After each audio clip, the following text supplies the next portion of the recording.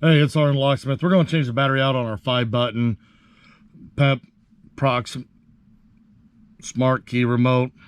With this one, you can leave the keys attached to it. Go ahead and flip the remote over on the back. You will have a release for emergency key release. Go ahead and push it to the side. Allows the key to come out. And when you do, you'll notice it just popped back.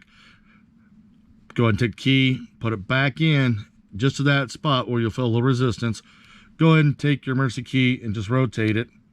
And you notice the remote's opening up. Once it opens up a little, I like using the blade to come back around it and just walk around it, and you notice it just pops it back half off. Go ahead and open the remote up. Take your small flat tip, pop it under the battery, and battery's out. This is a 2032 battery, so we're good. These are new remotes I'm demonstrating this on. Go ahead and take the two halves, let's put them back together, and you can slowly, once they're lined up, gently give it light pressure and walk your fingers around the remote to squeeze it. And when you do, she'll see it all the way. And if it takes a couple times going around, by all means, be gentle with it. It's not going to hurt.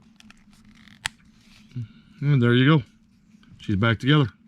Go and put your emergency key blade back in, put it back together, and you've just successfully changed the battery out on your 5-button proximity smart key remote. Thanks again for watching, and let's be safe out there.